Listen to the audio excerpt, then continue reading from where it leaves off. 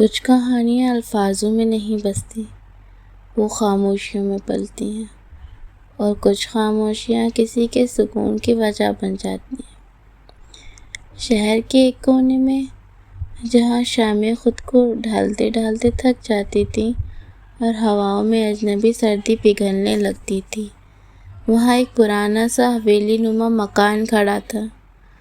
اونچی اونچی دیواریں، جالی دار کھڑکیوں اور لکڑی کے بھاری بھاری دروازوں کے پیچھے جیسے کوئی رہسیہ سانس لیتا ہو۔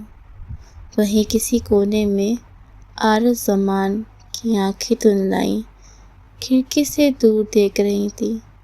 سگریٹ کی راکھ ہاتھ سے پھسل رہی تھی، لیکن نظریں ٹکی تھیں اس سوکھے گلاب پر جو اب بھی اس کے کمرے کے آئینے کے پاس رکھا تھا۔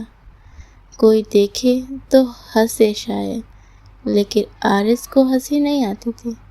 وہ گلاب اس کی شادی کے دن کی نشانی تھا، اور شاید ایک ادھوری کہانی کا پہلا پنا بھی۔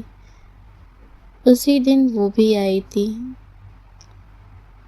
نور جان، نوری، سفید جوڑے میں لپٹی، آنکھوں میں ایک معصوم سی خاموشی لیے۔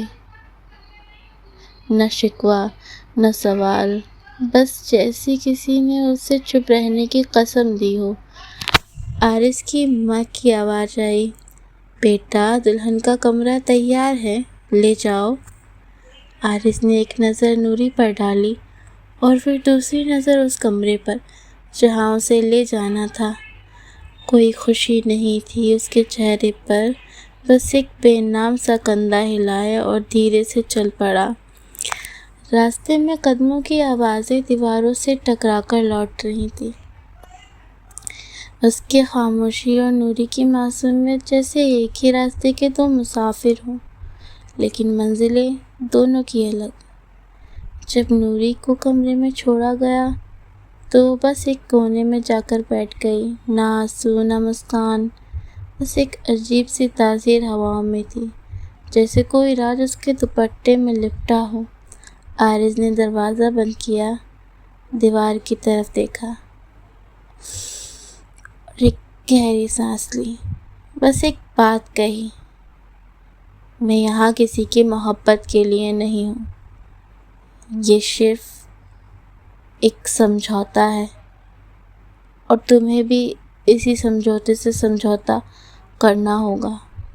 نوری نے کوئی جواب نہیں دیا، بس ہلکی سی پلکیں چپکائی تھی۔ اور اس رات دو لوگ ایک کمرے میں تھے، لیکن دو الگ الگ دنیاؤں میں جی رہے تھے۔ آپ کو کیسی لگی یہ میری سٹوری؟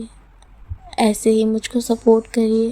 اگر آپ سننا چاہتے ہیں اس کا بھاگ 2 تو مجھے سبسکرائب کریے اور کمنٹ میں بھاگ 2 لکھیے۔